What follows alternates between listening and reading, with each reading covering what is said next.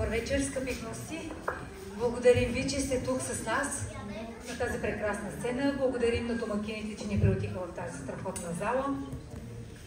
Благодарим и на тези прекрасни дами, заради които сме се събрали тук.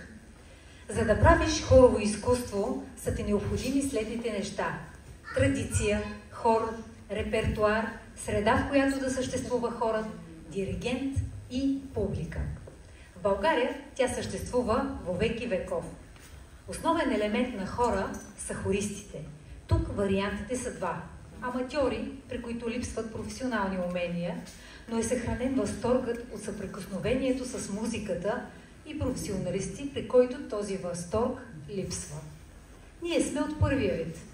Преди всичко, по репертуар на един артист може да се говори за неговия вкус и обща култура.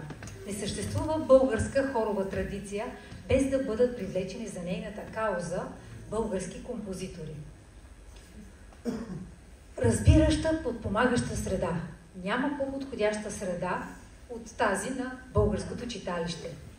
Да бъдеш диригент, да можеш да внушиш на всеки един от хористите, че именно неговото пеене е жизнено необходимо във всеки един момент на сцената.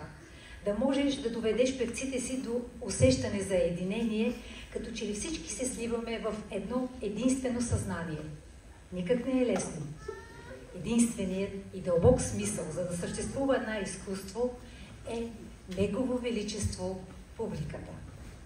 Тази вечер покриваме всичките 6 елемента. И затова в читалище Просвета 1927 година, квартал Аспарухово, град Варна, хоровата самодейност и фолклора са на почет.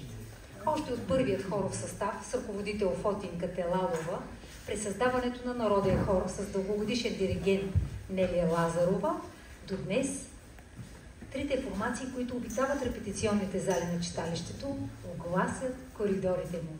Жени и деца от всякакви възрасти, от 5 до 95 години, и това е съкровищницата на нашето читалище. От нея ще извадим едно богатство на име женски вокален състав "Медени гласове" с диригент Петя Драгнева. Те започват да пишат своята творческа биография през ноември искане се да е 1000, но е все пак 2019 година.